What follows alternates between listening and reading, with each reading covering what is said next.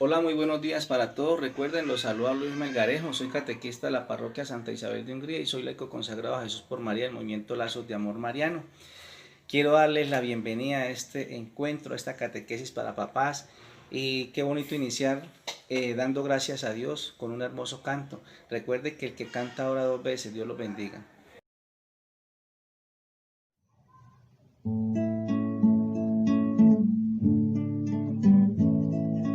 Ya no eres pan y vino, ahora que eres cuerpo y sangre, vives en mí. De rodillas yo caigo a contemplar tu bondad, ¿cómo no te voy a adorar? Mientras te pierdes en mis labios, tu gracia va inundando todo mi corazón. Por esa paz que me llena de alegría mi ser, ¿cómo no te voy a adorar? Señor Jesús, mi Salvador, amor eterno, amor divino, ya no falta nada, lo tengo todo, te tengo a ti. Ya no falta nada, lo tengo todo, te tengo a ti.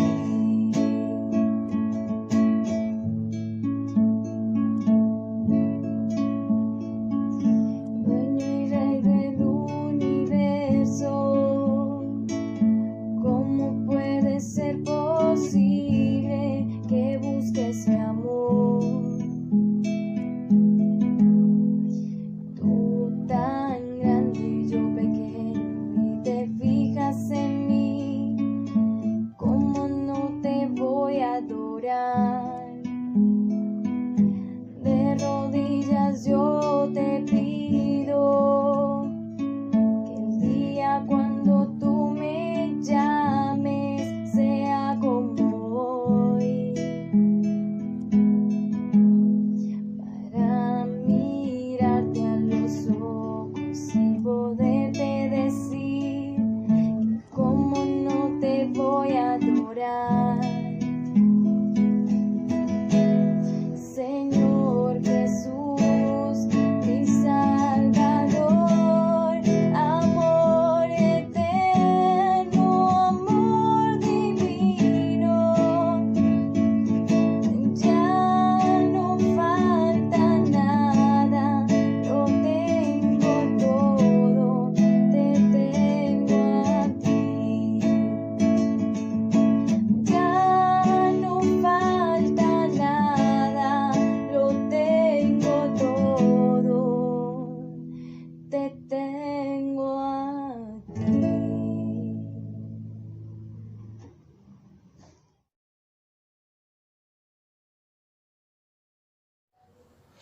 Después de haber escuchado esta hermosa canción que nos la canta la acólita Marley, vamos a hacer una pequeña introducción acerca de este 16º encuentro, que es acerca de los sacramentos. Vamos a ver este video, que Dios los bendiga.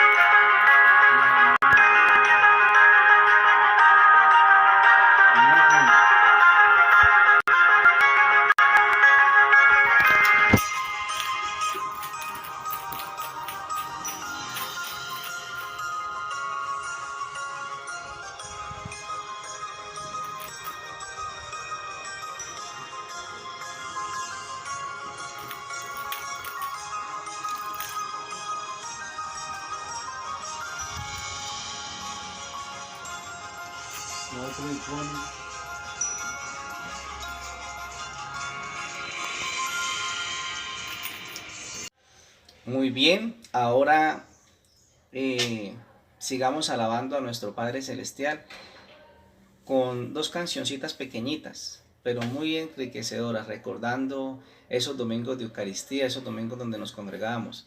Y ahí sí damos inicio a nuestro tema. Dios los bendiga. Baja el río, baja el río, baja el río, baja el Jordán. ¡Hey! Baja el río, baja el río, baja el río, baja el Jordán. Alabaré, alabaré, alabaré, alabaré, alabaré a mi Señor. Alabaré, alabaré, alabaré, alabaré, alabaré a mi Señor. Baja el río, baja el río, baja el río, baja el Jordán. ¡Hey! Baja el río, baja el río, baja el río, baja el Jordán. No hay Dios tan grande como tú, no lo hay, no lo hay. No hay Dios tan grande como tú, no lo hay, no lo hay. No hay Dios que haga maravillas como las que haces tú. No hay Dios que haga maravillas como las que haces tú. Baja el río, baja el río, baja el río, baja el Jordán. ¡Hey! Baja el río, baja el río, baja el río, baja el Jordán. ¡Hey!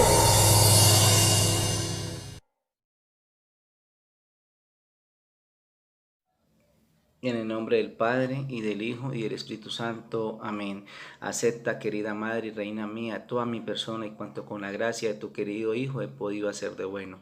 Yo no soy capaz de conservarlo, dado a mi debilidad y constancia, y la forma en que me combaten continuamente mis enemigos espirituales. Veo todos los días caer por tierra los cedros del Líbano, y convertirse en aves nocturnas las águilas que vuelan en torno al sol. 1000 justos caen a mi izquierda, 10.000 a mi derecha, mas yo confío en ti, mi poderosa y más que poderosa Madre. Tenme que no caiga, conserva mis bienes que no me saquen, protege en mí la vida divina. Defiende a quien a ti se ha consagrado. Yo te conozco bien y en ti confío. Eres la Virgen fiel a Dios y a los hombres, que no dejas perder nada en cuanto a ti se confía. Eres la Virgen poderosa, nadie podrá hacerte daño ni perjudicar tampoco a los que tú amas. Amén. Muy buenos días para todos los papás de este encuentro de catequesis. Quiero darles la bienvenida a este 16º encuentro titulado En la Iglesia celebramos los sacramentos. Es una lección muy bonita. Estamos en la tercera unidad, donde solamente hay 2 lecciones, que fue la que mi hermanita Paola hace 8 días transmitió, que es en la iglesia, vivimos la experiencia con Jesús. Y el de hoy es en la iglesia vivimos los sacramentos. Mi pregunta, queridos papás, ¿cuál iglesia? ¿En cuál iglesia vivimos esa experiencia con Jesús? ¿En cuál iglesia vivimos esos sacramentos? ¿Recuerdan? Hace 2 catequesis atrás, la lección Jesús Pan de Vida, que decía que Jesús vive entre nosotros, se queda con nosotros por medio de la hostia consagrada, donde esa hostia se convierte en el cuerpo y la sangre de Jesús. Él mismo lo dijo en la última cena. Dijo, este es mi cuerpo y esta es mi sangre. O sea que la hostia consagrada es el cuerpo y la sangre de Cristo. Ahí se queda Él con nosotros. Cuando Jesús se fue a ir al cielo, le dijo a los apóstoles, no teman que yo voy a estar con ustedes todos los días hasta el fin del mundo. Pero ellos en ese momento no entendieron. ¿Cómo? Se está yendo y nos dice que está con nosotros, se va a quedar con nosotros. ¿Pero cómo? Se quedó en la hostia consagrada.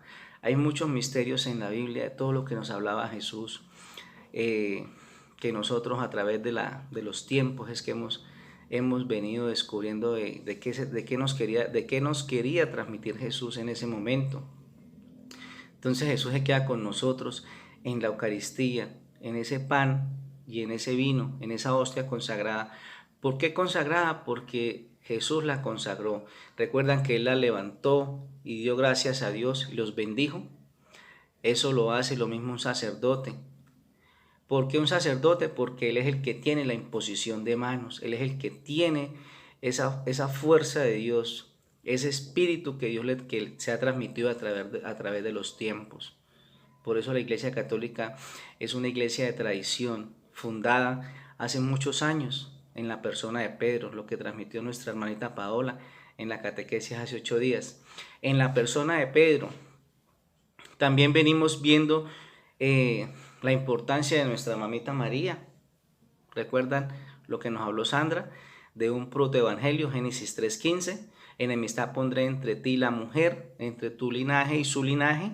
¿Cuál mujer nos habla ahí? Estaba Eva, porque él hubiera podido haber dicho, enemistad pondré entre Eva y usted, ¿sí? Él nombró la mujer, esa mujer que también nos la nombra Jesús en la boda de Canaán, cuando él le dijo a su mamá, le dijo, ¿tú qué tienes que ver conmigo, mujer? Él no le dijo mamá, le dijo mujer.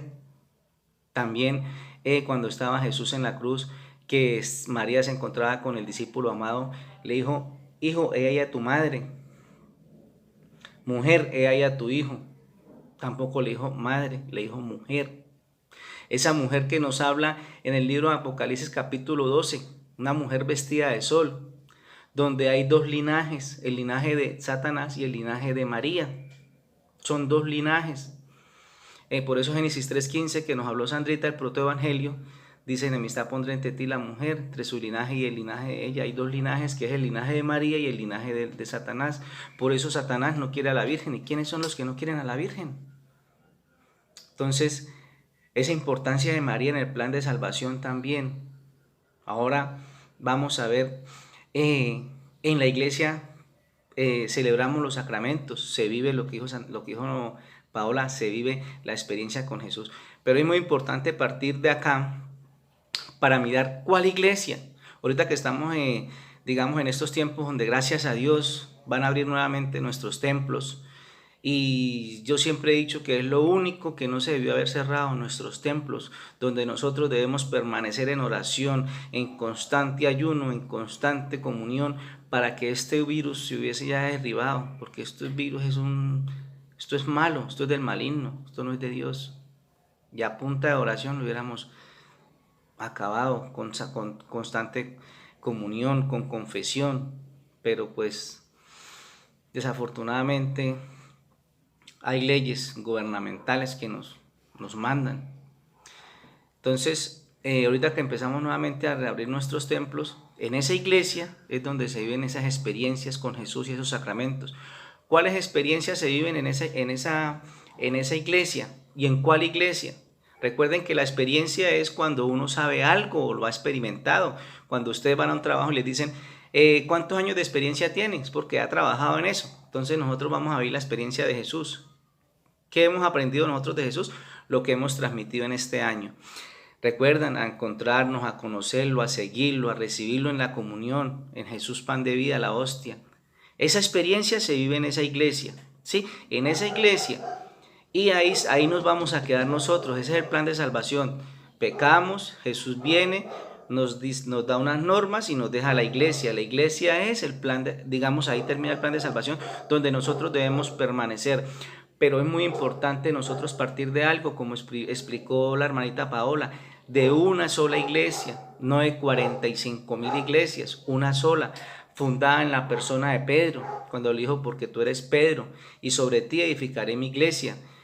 Dice, y el poder del infierno no prevalecerá sobre ella. Por eso ha sido atacada, ha sido criticada, ha sido, vean, de todo, pero no se ha podido acabar porque esa iglesia es la que fundó Jesús.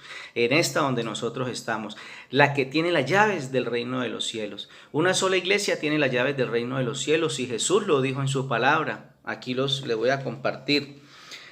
Dice, dichoso tú, Simón, hijo de Jonás, porque no te ha revelado nadie de carne y hueso, sino mi Padre del cielo. Pues yo te digo que tú eres Pedro, y sobre ti construiré mi iglesia. El imperio de la muerte no la vencerá. A ti te daré las llaves del reino de los cielos. Lo que ates en la tierra quedará atado en el cielo, y lo que desates en la tierra quedará desatado en el cielo. Palabra del Señor. Gloria a ti, Señor Jesús. Si ve que esa iglesia es la que tiene las llaves del reino de los cielos, una sola. Porque Jesús no fundó 45,000 sectas. Ahorita en estos tiempos dicen, van a reabrir las iglesias. Iglesias hay una sola. Sectas hay muchas. Y para paz de compromiso, quiero que ustedes me averigüen qué significa sectas. Y vamos a partir de ahí, de que solamente en una sola iglesia podemos vivir esas experiencias con Jesús y esos sacramentos. Igual, la única iglesia que tiene los sacramentos es la Iglesia Católica. Después del año 1600, 1500, 1600 algo, no recuerdo la fecha ahorita, había un monje católico llamado Martín Lutero, que se rebeló contra la iglesia y empezó a decir cosas de la iglesia. Después de ahí, en 1800, 1900, se han venido fundando sectas de diferentes nombres, y ustedes las conocen: Testigos de Jehová, Misioneros Mundiales, Adventistas. Mire, cuando estamos en estas catequesis, a mí me gusta compartirle a los papás el fundamento de cada iglesia y la fecha en que se fundó, para que sepan que esas iglesias han sido fundadas por hombres. La Iglesia Católica la fundó Jesús en el año 33, en la persona de Pedro, y ahí es donde debemos permanecer nosotros, en obediencia a Jesús. Porque si nosotros nos salimos de ahí, como sucede hoy en día en muchas sectas, dicen, yo en la iglesia no me siento bien, no me gusta el padre, no me gusta tal persona, no me gusta. Nosotros vamos a mirar a las demás personas y no vamos a asistir a esa iglesia, a esa Eucaristía. Entonces no nos gusta tal cosa y nos vamos para otro lado donde nos invitan. Desobedecemos automáticamente a Jesús, porque Él dejó una sola iglesia. Sí, mire, tenemos ese privilegio de que si usted va a San Gil, va a cualquier pueblo, usted encuentra una iglesia católica, porque es que esa iglesia en la que nosotros vamos a vivir esa experiencia tiene que tener unas características. Entre esas características, en 1 de Timoteo 3:15, que dice que dice que la iglesia es fundamento de toda la verdad. Y esa iglesia es la católica, que tiene el fundamento de toda la verdad. Mire, yo he hablado con mucha gente y digamos, tiene uno como preguntas, o la gente le pregunta a uno y no le pueden responder a uno, porque es que la iglesia que tiene el fundamento de toda la verdad es esta. Hay que averiguarlos. Entonces hay unas características para esa iglesia que tiene que tener el fundamento de toda la verdad. Otra, que sea universal, porque Jesús le dijo a los apóstoles, vayan y prediquen el evangelio por todas las naciones, por todo el mundo. Por eso cuando vamos a San Gil, a Río Negro, vamos a Santa Marta, a donde vayamos encontramos una iglesia católica donde nosotros nos podamos reunir, porque debe ser universal. Si yo voy para donde yo quiera que vaya, está esa iglesia, porque esa iglesia, esa característica es una de las características de la iglesia, que sea universal, fundamento de toda la verdad, ¿cierto? Hay otra parte muy importante en el evangelio, donde dice, lo que yo doy gratis, denlo gratis. No recuerdo la cita bíblica, pero voy a mirar si la encuentro acá. Sí, San Mateo capítulo 10, versículo 7 al 15. Dice, lo que yo doy gratis, denlo gratis. Eso es lo que hace la iglesia católica, transmitir el evangelio gratis. Por eso en la iglesia católica no se cobra el diezmo cada 8 días ni cada mes. No, se hace un diezmo al año, como se hacía antiguamente. Usted la cosecha, el diezmo se daba era en cosechas. La primera cosecha era para Dios. Así lo hace la iglesia. Usted, la iglesia, le pide un salario, 30,000 pesos al año. Usted da un salario al año, ¿sí? No importa el mes en que lo haga, pero ese es para el sostenimiento de la iglesia, igual que las ofrendas. Las ofrendas se dan para poder sostener la iglesia, porque en la iglesia se paga.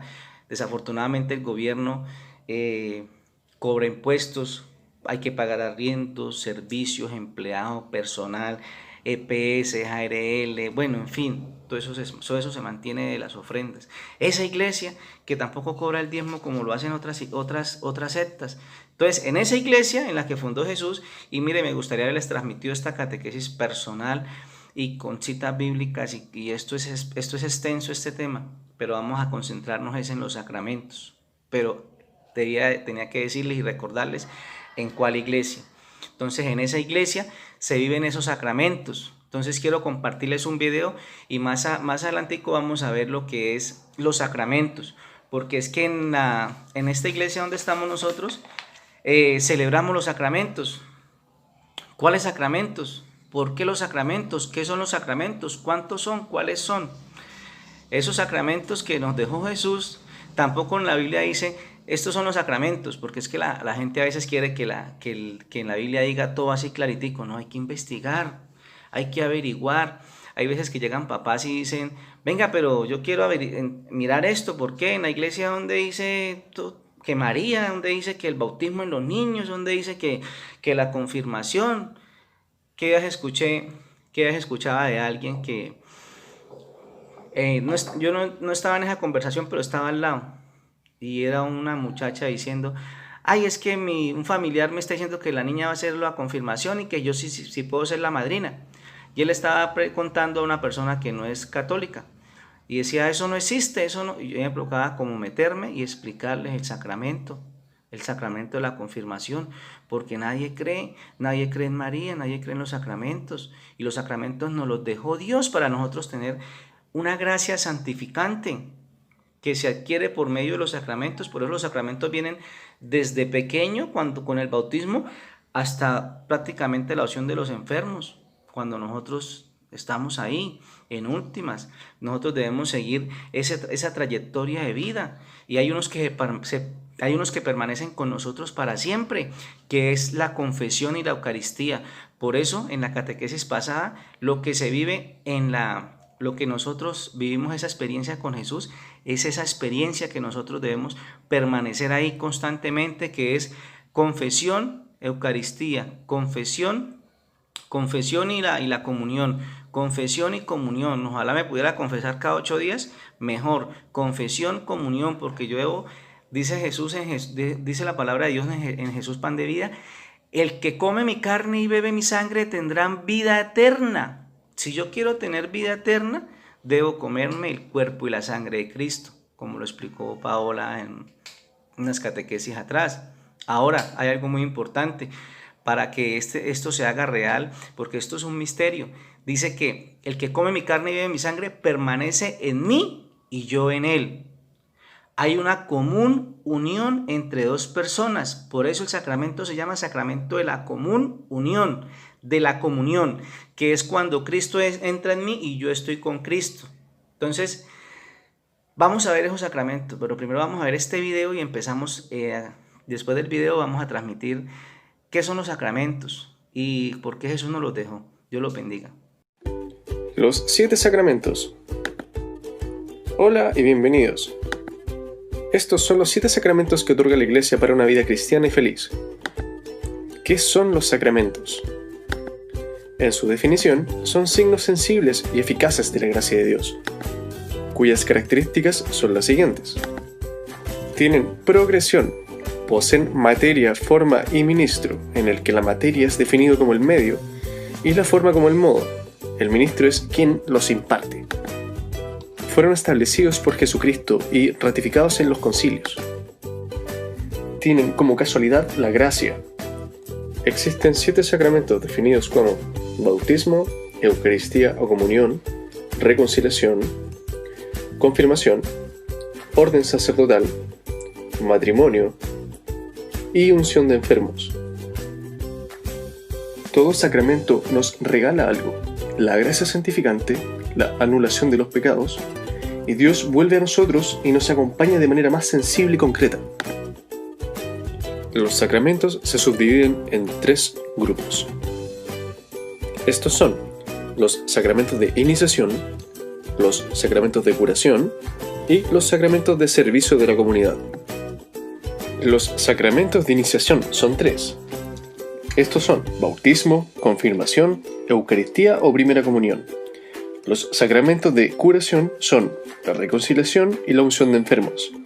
Y los sacramentos de servicio de la comunidad son orden sacerdotal y matrimonio. Las características del bautismo son las siguientes: perdonar el pecado original y cualquier otro pecado, carácter sacramental que nos hace cristianos para siempre, 3 divinas personas junto con la gracia santificante y nos incorpora a la Iglesia. Eucaristía o primera comunión. La Eucaristía es la gracia del alimento espiritual, es el pan y el vino. Eucaristía significa acción de gracias y es el sacramento del cuerpo y la sangre de Jesucristo bajo las especies del pan y el vino. Por medio de la consagración, el sacerdote convierte simbológicamente en su cuerpo y sangre el pan y vino ofrecido en el altar. Esta se puede recibir muchas veces. Su signo es el pan, el vino y el agua. Quien lo ministra es el sacerdote. Quien lo recibe son todos los bautizados. Dentro de sus características, es la fuente y cumbre de la vida de la Iglesia, que da aumento de la gracia santificante. Otorga gracia sacramental, que es el alimento de nuestra alma, que aumenta su vida sobrenatural. Nos otorga el perdón de los pecados veniales, aquel que se hace con desconocimiento y que no se hace con completo consentimiento. El tercer sacramento de iniciación es la confirmación. Confirmar significa reafirmar o consolidar la fe. Nos otorga la gracia de la madurez cristiana, por lo tanto nos transforma en cristianos maduros, capaces de defender y transmitir la fe. Tiene su nacimiento en el día de Pentecostés, que ocurre 50 días después de la resurrección de Jesús. Por lo tanto, es nuestro Pentecostés personal. A través de la confirmación recibimos los 7 dones del Espíritu Santo. El don del consejo, que nos señala los caminos de la santidad, el querer de Dios en nuestra vida diaria, nos anima a seguir la solución que más concuerda con la gloria de Dios y el bien de los demás. El don de la sabiduría, que nos hace comprender la maravilla insondable de Dios y nos impulsa a buscarle sobre todas las cosas en medio de nuestro trabajo y de nuestras obligaciones. El don de la fortaleza, que nos alienta continuamente y nos ayuda a superar las dificultades que sin duda encontramos en nuestro caminar hacia Dios. El don del temor del Señor nos induce a huir de las ocasiones de pecar, a no ceder a la tentación y a evitar todo mal, a temer radicalmente separarnos de Dios. El don del entendimiento nos descubre con mayor claridad las riquezas de la fe. El don de la piedad nos mueve a tratar a Dios con la confianza con la que un hijo trata a su padre. Y finalmente, el don de la ciencia nos lleva a juzgar con rectitud las cosas creadas y a mantener nuestro corazón en Dios y en lo creado en la medida en que nos lleve a Él. Este sacramento lo realiza el obispo, utilizando el santo crisma, que contiene un aceite aromático el cual se unta en la frente de quien recibe el sacramento, formando la señal de la cruz. Los sacramentos de curación son 2, la reconciliación y la unción de enfermos.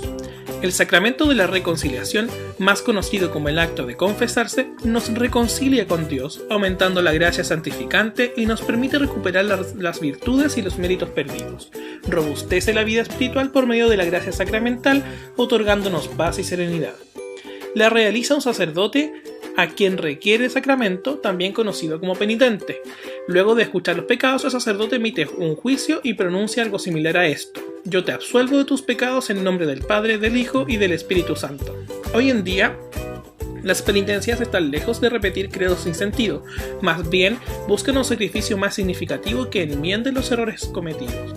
El sacramento de la unción de enfermos la realiza un sacerdote o ministro de comunión debidamente autorizado, utilizando un óleo o un aceite aromático que se unta en forma de la señal de la cruz en la frente del enfermo, pronunciando palabras como estas: por esta santa unción y por su bondadosa misericordia, te ayude el Señor con la gracia del Espíritu Santo para que, libre de tus pecados, te conceda la salvación y te conforte de tu enfermedad.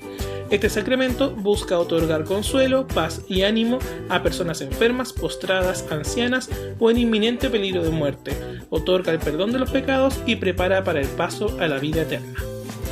El sacramento de la orden sacerdotal lo administra el obispo mediante la imposición de manos. Ordena sacerdotes a hombres bautizados y le confiere la gracia de poder servir a Dios consagrando su vida.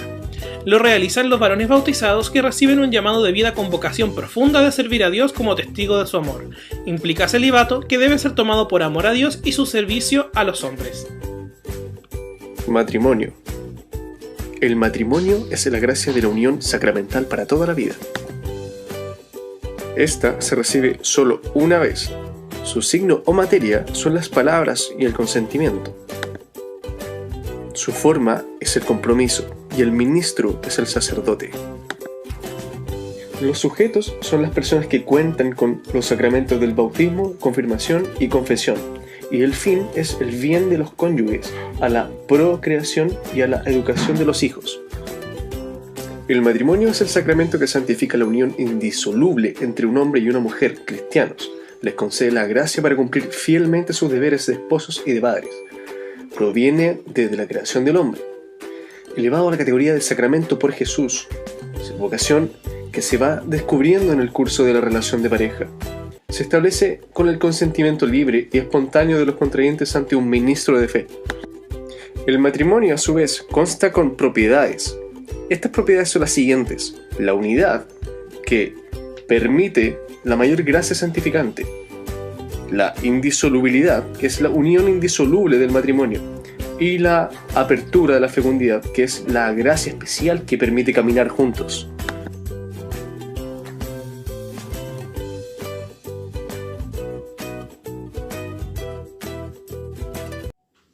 Bien, mis hermanos, después de haber visto este video, yo creo que ya nos queda un poquito más claro acerca de los 7 sacramentos de la Iglesia Católica, ¿cierto?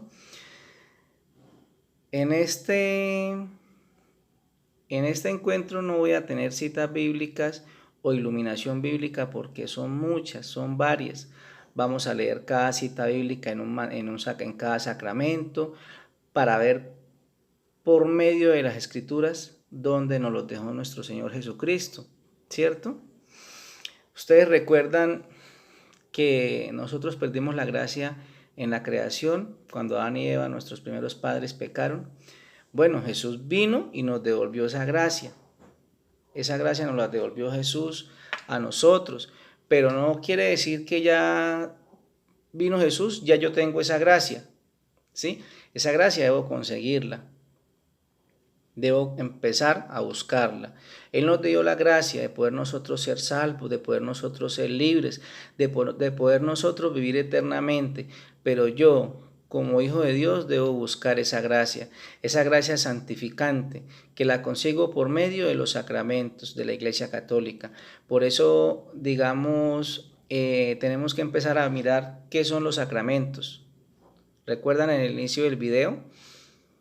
Y me gustaría que lo vieran una y otra vez hasta que de pronto nos deje un buen mensaje, nos deje una buena enseñanza. Empezamos a mirar por qué los sacramentos, porque yo he escuchado mucha gente, como les dije en los fundamentos de la iglesia, gente de otras denominaciones o otras sectas, diciendo que los sacramentos no existen, que Dios no dejó ningunos sacramentos, por el simple hecho de que en la Biblia no dice Jesús dejó estos sacramentos y son estos, ¿sí? Todo masticadito, no se puede. Este libro se hizo para nosotros leerlo y que Él nos enseñe a tener una vida y una relación con Dios.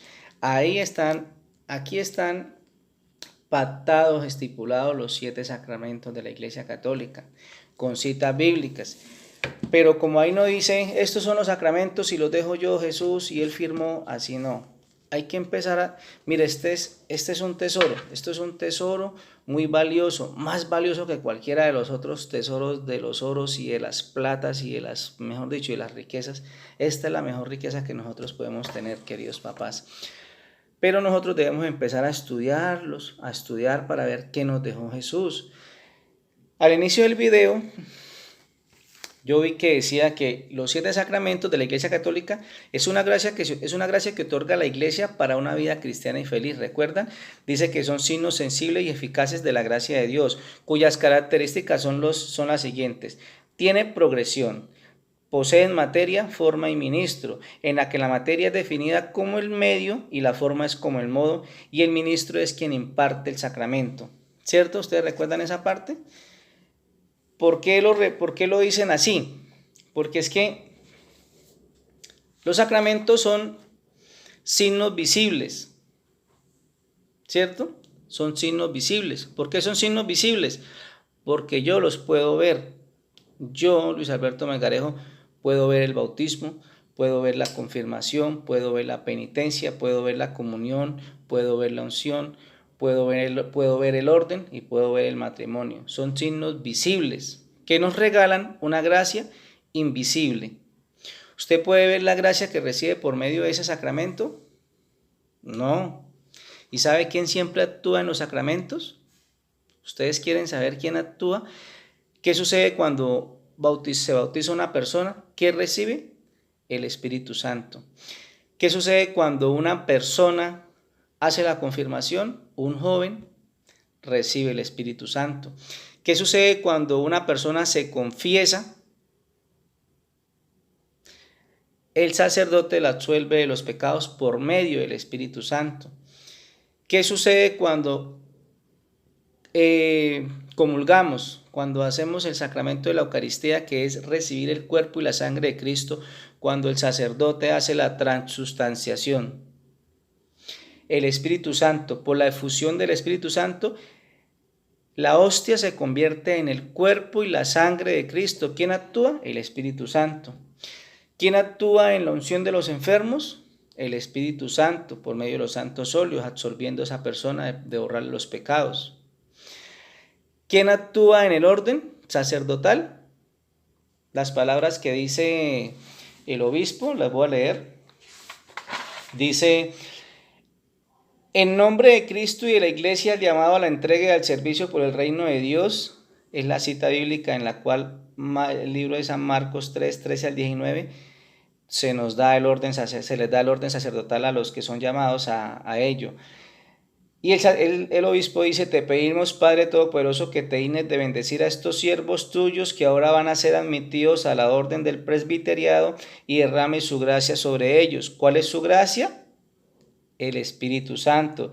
Reza el obispo la fórmula de imposición de las manos en la ordenación. ¿Y qué sucede con el sacramento del matrimonio? Miren, en cada sacramento hay un misterio.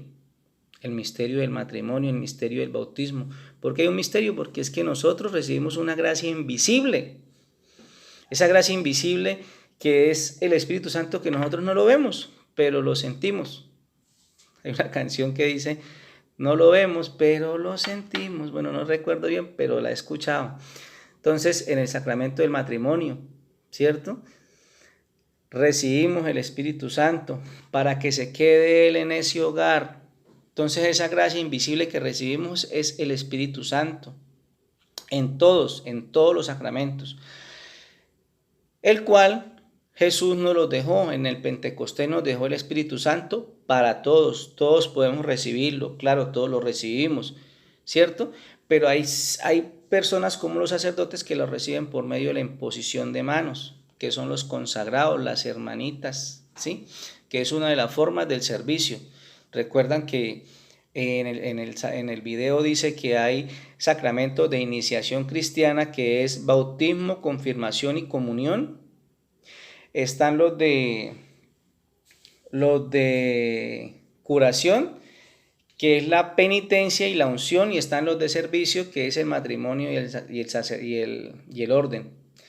¿Por qué servicio? Porque es que nosotros nacemos en esta vida con un solo propósito, que es de seguir al Señor, seguir a Dios. Nosotros nos desviamos, ¿sí? Ya ustedes sabrán cómo nos desviamos, pero nosotros nacimos es para servir a Dios, ¿cierto? Nosotros buscamos nuestros placeres, nuestras cosas malas, vivimos como queremos, mejor dicho, ustedes ya saben qué es lo que uno trata de pronto de transmitirles. Entonces, la forma aquí donde en la distribución de los sacramentos, donde dice que el orden y el matrimonio son los de servicio, es porque usted cómo quiere servirle a Dios, en matrimonio o en castidad, ¿cierto? Está la castidad o está en el matrimonio, que es donde usted toma la decisión. Si no es capaz de servir al Señor en castidad, pues sirva en el matrimonio. Entonces, por eso llaman de servicio al Señor, para servirle a Él. Y aparte, pues ya de servirle a la comunidad, que es a lo que también para la que todos nacemos, de servir. Si Cristo sirvió ¿Yo puedo servir? Claro. Yo voy a ser más que Cristo. No, Cristo sirvió, yo no voy a servir porque es que Cristo ya sirvió por mí. No, si Cristo vino a la tierra y sirvió y nos enseñó a servir, nosotros también debemos servir. Entonces, mis hermanos, son signos visibles para recibir una gracia invisible, o son formas visibles a través de las cuales nos llega una gracia invisible a nosotros.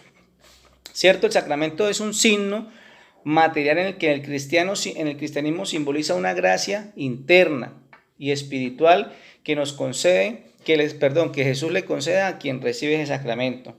Entonces, mis hermanos, nosotros perdimos esa gracia al inicio con nuestros primeros padres. Jesús nos devuelve la gracia, pero recuerden, esa gracia se recibe por medio de los sacramentos. Lo dice las Escrituras, ahorita lo vamos a leer. No es que yo con ir a misa ya recibí la gracia. No es que yo porque me levanto en las mañanas y oro ya recibí esa gracia. Es como una obligación o un deber de nosotros ir a Eucaristía los domingos. Si puede todos los días, mejor.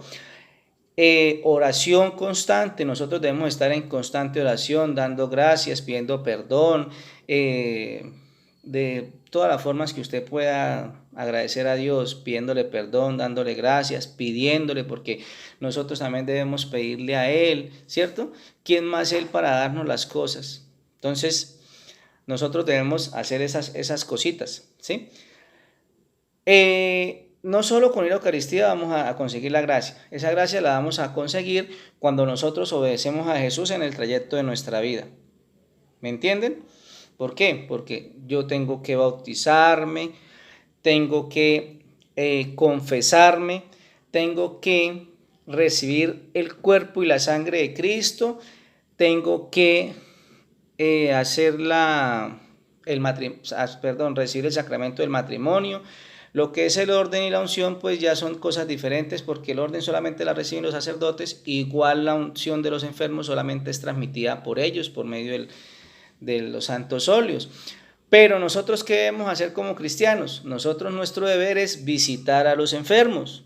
Yo sí puedo ir a visitar a una persona que se encuentre enferma, ir a visitarla, orar por esa persona. Si tengo cómo, llevarle un presente, llevarle una cosita para que coma, porque está necesitando. Orar por los enfermos en nuestras oraciones, todos los días, ahí decir: Señor, oramos por las personas que se encuentran en grave estado de salud, también por las ánimas, por muchas personas, por todo lo que nosotros podamos orar, hagamos oración. Entonces, mis hermanos, vamos a ver los 7 sacramentos de la Iglesia Católica, que son 7 gracias visibles, el cual son 7 llaves emanando agua para nosotros, para que nosotros no nos falte el agua, esa agua de vida, y podamos estar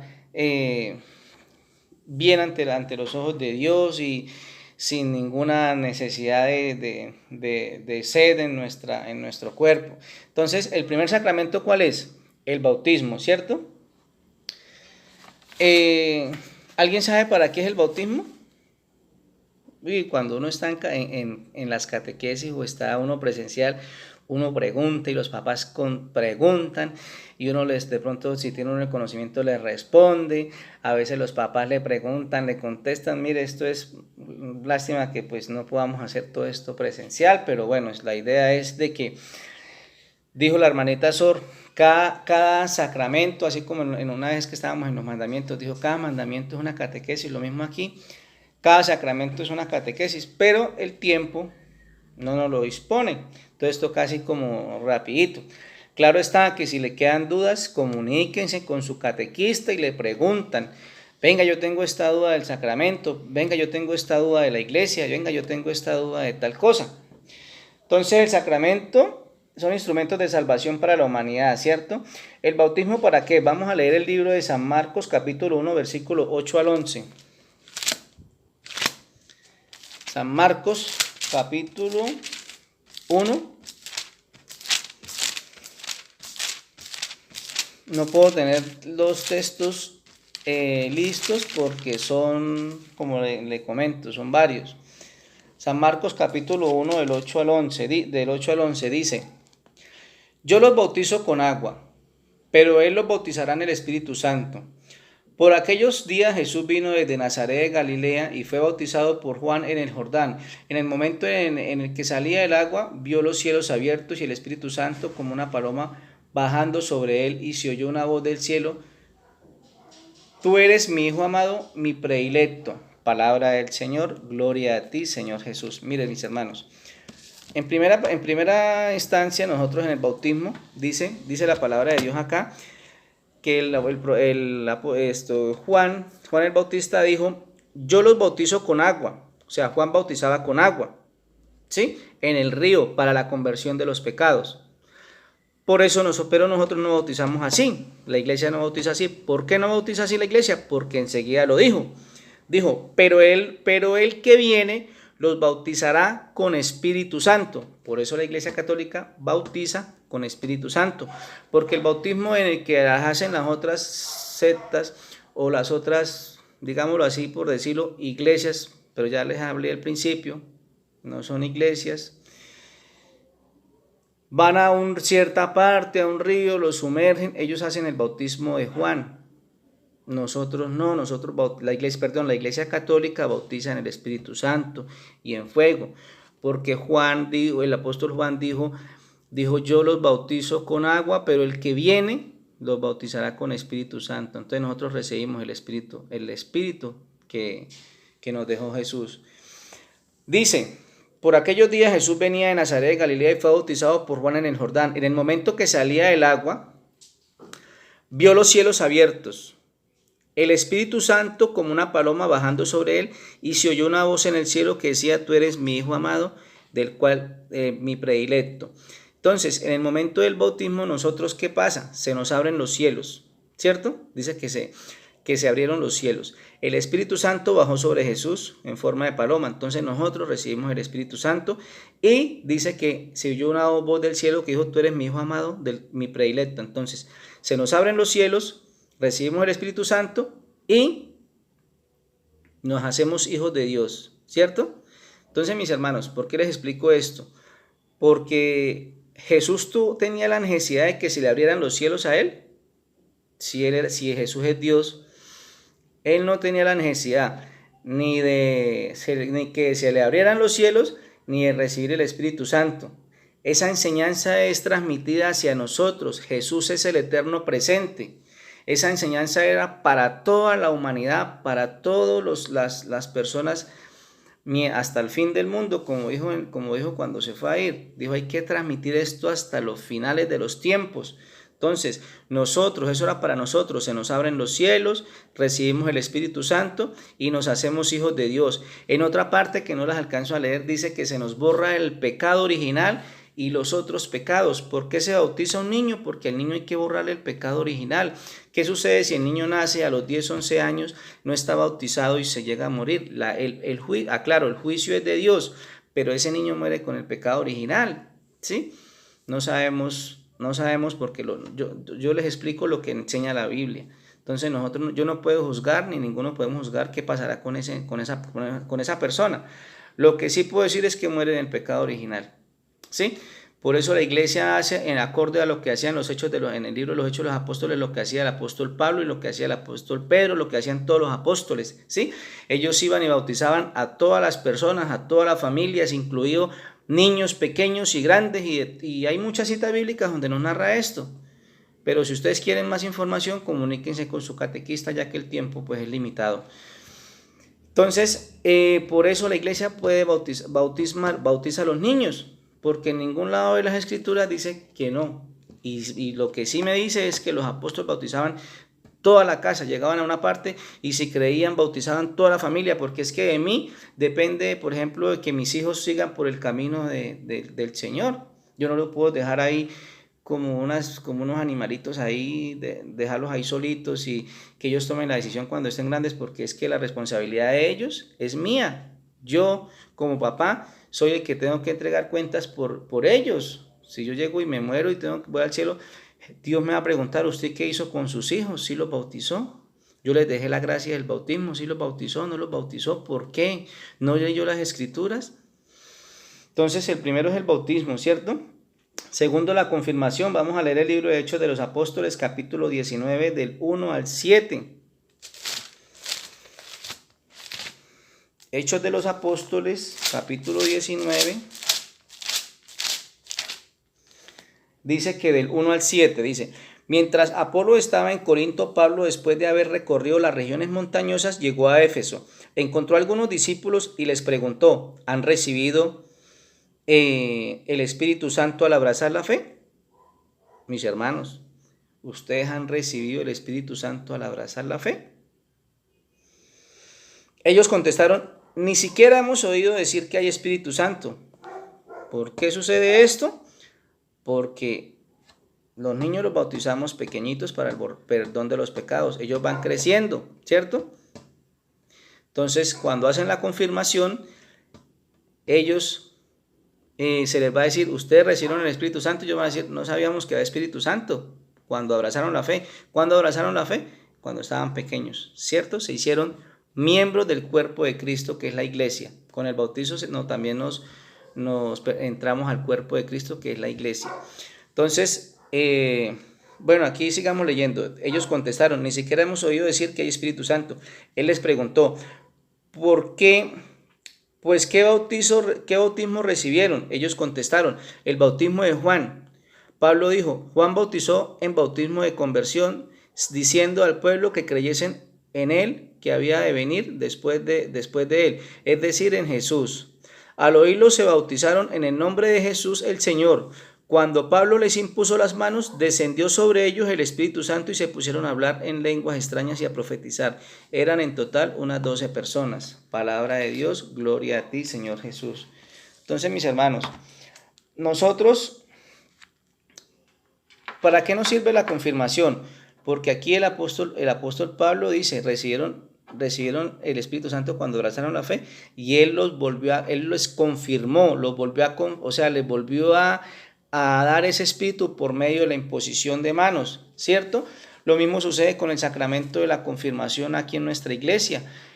Los jóvenes, cuando ellos ya tienen un lapso de tiempo que empiezan una vida adulta en la iglesia, ellos se les va a decir lo mismo. Se les va a confirmar esa fe que tienen. Ellos reciben nuevamente el Espíritu Santo por medio de la imposición de manos que la hace el obispo, el obispo de la arquidiócesis, ¿cierto? Entonces, ¿qué sucede?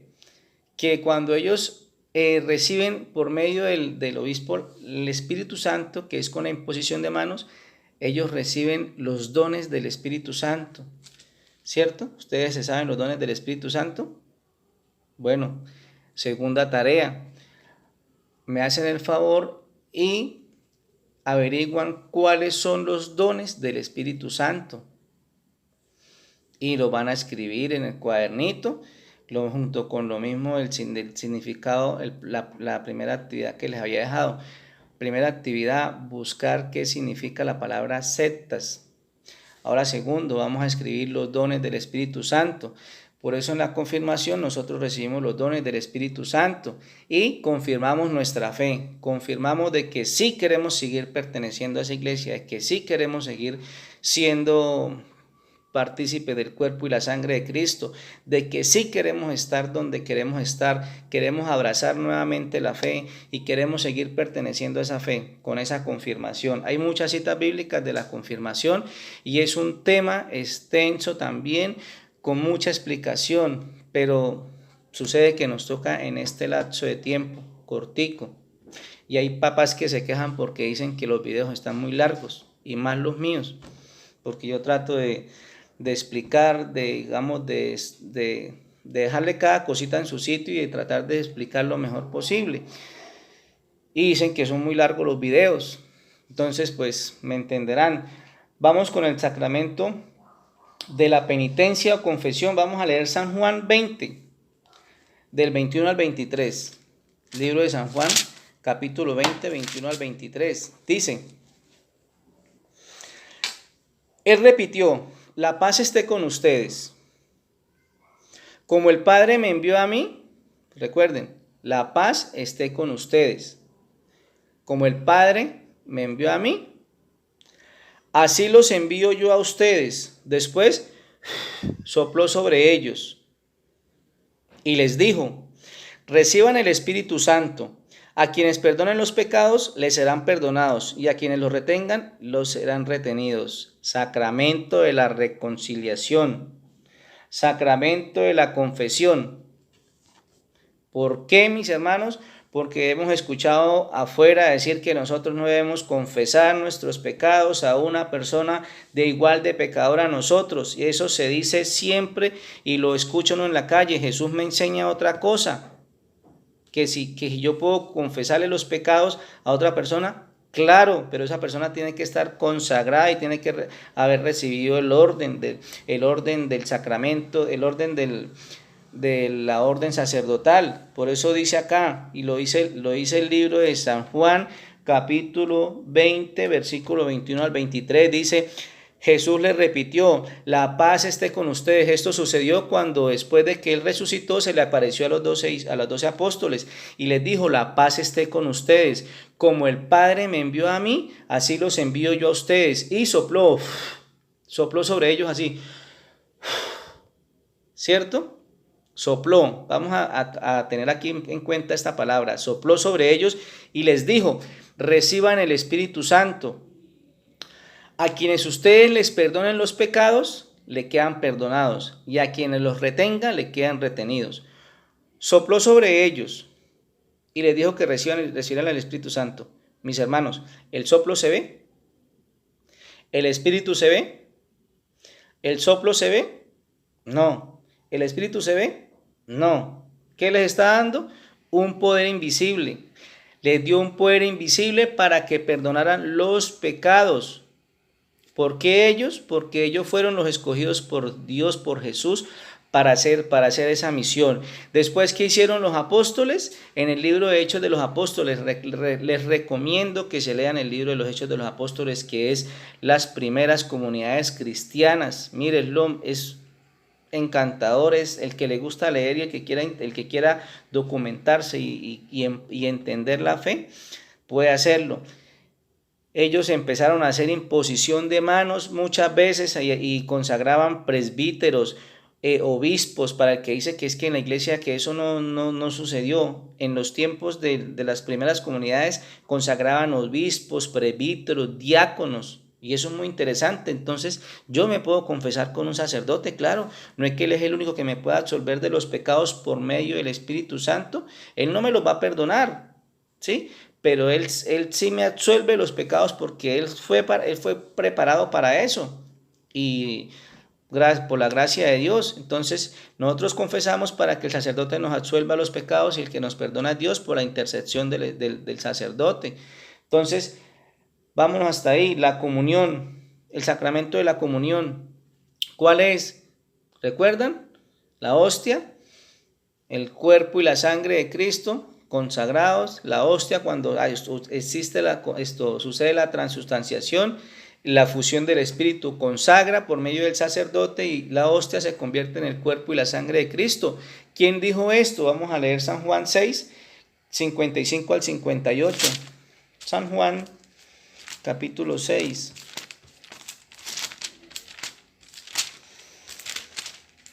San Juan capítulo 6, versículo 55 al 58. Dicen, 55, porque mi carne es verdadera comida y mi sangre es verdadera bebida. El que come mi carne y bebe mi sangre vive en mí y yo en él. Como el Padre que me ha enviado vive y yo vivo por él, así el que me come vivirá por mí. Este es el pan que ha bajado del cielo, no como el que comieron sus padres y murieron, sino el que come este pan vivirá eternamente. Mis hermanos, Jesús nos dice en la palabra de Dios que el que come el cuerpo y la sangre de Cristo se lo está comiendo a él, ¿sí? Y dice que el que se lo come a él está en esa persona. Dice, está en mí y yo en él. Cuando Jesús está en mí y yo estoy en él, hay una común unión de dos personas, sacramento de la comunión. Hay que entender esto para nosotros poder decir, el sacramento existe. Lo que pasa es que no están escritos en la Biblia que Él nos los haya dejado y hubiera escrito abajo Jesús. No, Él nos los dejó pactados aquí. ¿Qué ha hecho la iglesia? ¿Y qué ha hecho la iglesia primitiva? Los 12 apóstoles, cuando empezaron Miren, mis hermanos, los apóstoles andaron con Jesús, estuvieron con Jesús 3 años de ministerio, ¿cierto? Estuvieron con él y siempre estuvieron atenidos o bueno, esperando a que él les dijera todo. ¿Qué sucedió? ¿Por qué Jesús les dejó el Espíritu Santo? Porque ellos, después de que Jesús murió, ellos quedaron desamparados y solos. Ellos no sabían qué hacer. Cuando en el Pentecostés recibieron el Espíritu Santo, ustedes se acuerdan que ellos empezaron a hablar y a predicar, porque el Espíritu Santo les recordó todo lo que Jesús les había enseñado en esos 3 años y ellos empezaron Jesús nos dijo esto, y empezaron a hablar, a testificar, a evangelizar, porque el Espíritu Santo hizo el poder, hizo la obra para que ellos volvieran a recordar todo lo que sucedió y empezaron a coger cada cosita que Jesús les iba enseñando y la fueron adaptando a la iglesia, la fueron reconstruyendo, y por eso fueron las primeras comunidades cristianas. Antiguamente se llamaban asambleas universales. ¿Qué significa la palabra universal? Significa católica. Por eso la iglesia, entre los fundamentos de la iglesia, que yo les hablé, que era universal, que tenía que ser una iglesia fundada por una sola persona, también nosotros debemos reconocer que las características de nuestra iglesia es que es una, santa, católica y apostólica. Una, porque no existe ninguna más iglesia católica, aunque han tratado de sacar muchas por medio de la palabra católica. Y eso hay que tener mucho cuidado, mis hermanos, porque hoy en día dice iglesia católica, pero no viene del Papa. Entonces es una, santa, católica y apostólica. Una, santa, católica, que significa universal, y apostólica, que viene de los apóstoles. Esas son las características también de la iglesia. Entonces, mis hermanos, viene el sacramento de la comunión, ¿sí? Cristo está en mí y yo en él. ¿Cuándo sucedió esto? Porque Jesús les habló en ese momento. El que me coma mi carne y beba mi sangre. Hasta dijeron en el video que mostró Paola, unos personas que estaban con ellos se reían y decían: ¿quién es este? Este no es el hijo del carpintero. ¿Cómo viene a decir que nos lo comamos a él? ¿Cómo nos lo vamos a comer? Y en ese momento la gente empezó a irse, y Jesús les dijo cuando quedó solo, después de que tenía 10,000 seguidores, él no les dijo: vengan, acompáñenme, no vengan, entonces esto no lo hagamos así. No, Jesús no le importó. Si quieren ir, váyanse. Y llamó a Pedro y le dijo: ustedes también se van a ir. ¿Y qué le dijo Pedro? ¿A dónde vamos a ir, Señor, si solo tú tienes palabras de vida eterna? Entonces, nosotros, por medio del Jueves Santo, cuando nosotros los católicos celebramos la institución de la Eucaristía, en la última cena, Jesús tomó el pan y tomó el vino y dijo: este es mi cuerpo y esta es mi sangre. Nosotros, no lo vamos a comer a él, nos vamos a comer es el cuerpo y la sangre, pero en una comunión, ¿cierto? En una acción de gracias, que es una comunión, ¿cierto, mis hermanos? Entonces, quiero que nos quede esto claro. ¿Eso quién lo hace? El sacerdote. Por eso el Jueves Santo se instituyó la Eucaristía, y por eso el sacramento de la Eucaristía es el centro y culmen de la Iglesia Católica, porque es la transustanciación donde el cuerpo y la sangre, donde la hostia consagrada se convierte en el cuerpo y la sangre de Cristo, y nosotros nos la vamos a comer, pero debemos primero confesar nuestros pecados y debemos estar en gracia de Dios. ¿Qué es estar en gracia de Dios? Habernos confesado y empezar a llevar una vida sacramental, que la conseguimos por medio de los sacramentos. Entonces vamos en el sacramento de la comunión. Unción de los enfermos. El libro de Santiago, capítulo 5, versículos 13, 14, 15 y 16. El libro de Santiago lo encontramos en los últimos libros.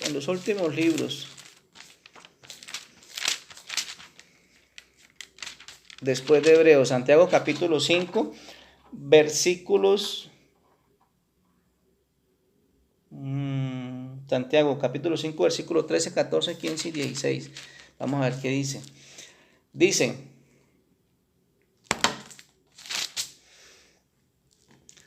¿está afligido alguno de ustedes? Que rece. ¿Está alegre? Que cante. ¿Está enfermo? Que llame a los presbíteros de la iglesia para que recen por él y lo unjan con aceite en nombre del Señor. La oración hecha con fe salvará al enfermo, y el Señor lo restablecerá y le será perdonados los pecados que hayan cometido.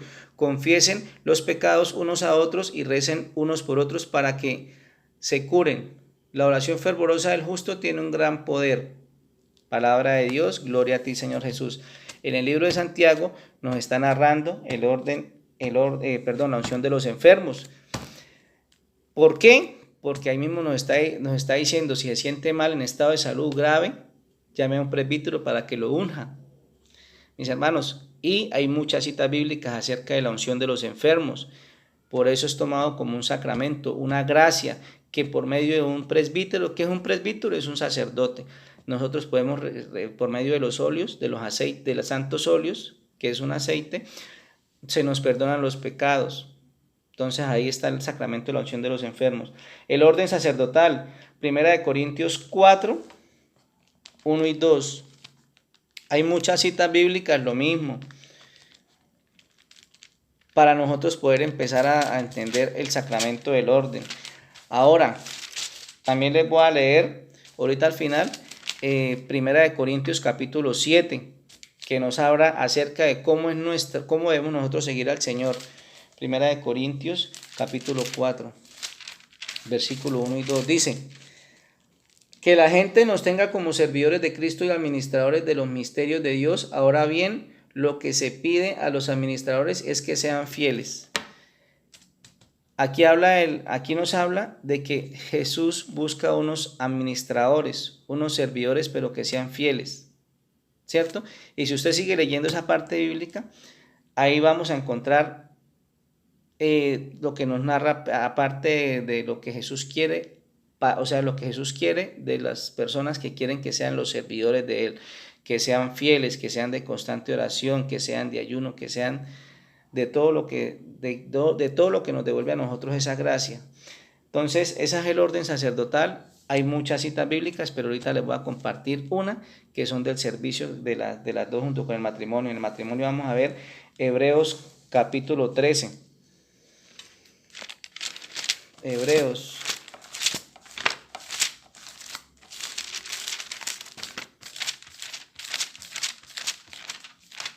Hebreos capítulo 13, versículo 1 dice: la auténtica vida comunidad, preserven en el amor fraterno, no olviden la hospitalidad, ya que gracias a ella algunos sin saberlo hospedaron a ángeles. Dice: perseveren en el amor fraterno. Mire lo que nos está hablando aquí en el sacramento. Perseveren en el amor fraterno. No olviden que la hospitalidad, ya que gracias a ella, algunos sin saberlo muchas veces hospedaron ángeles. Hola, mira tan bonito, ¿cierto?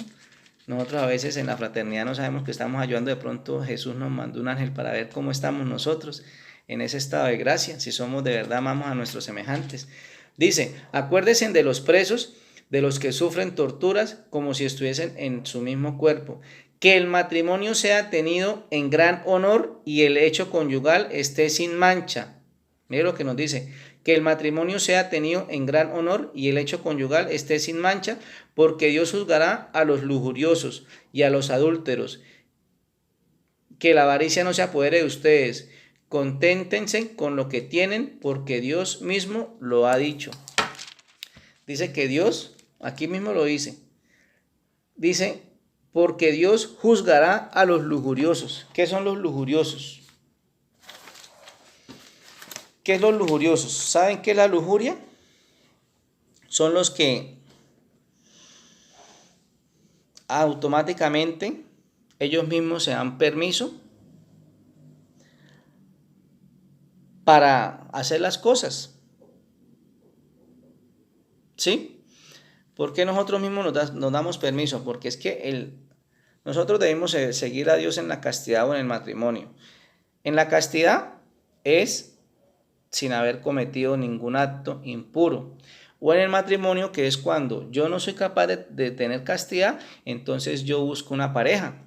Me caso con esa pareja y automáticamente pues tengo el permiso de Dios para poder, digamos, tener relaciones con esa persona y poder llegar a poder completar a cabo el misterio del sacramento del matrimonio, porque ahí se dejarán a su padre y a su madre y los dos serán una sola carne, pero yo veo dos. pero son una, el misterio del sacramento del matrimonio. Pero es que yo veo dos, un esposo y una esposa, pero Dios dice que serán los dos una sola carne. ¿Dónde vemos reflejada esa sola carne? En nuestros hijos, porque ellos son una sola carne de nosotros los dos. Ese es el sacramento del matrimonio.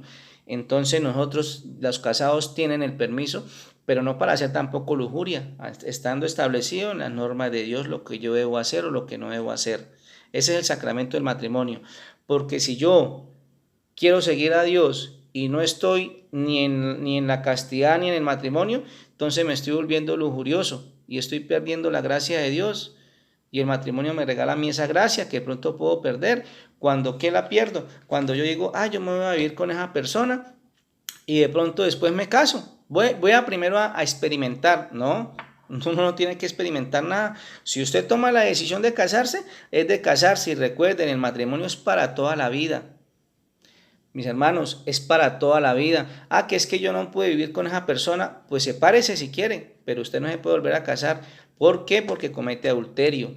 Usted tiene que vivir el sacramento del matrimonio y pedirle a Dios que le ayude a vivir el sacramento, porque de ahí fuera no se puede hacer ya más nada, porque usted tomó un día la decisión de casarse, ¿cierto? ¿Estaban muy enamorados? Sí. Otra, ya que me acordé, otro misterio del matrimonio.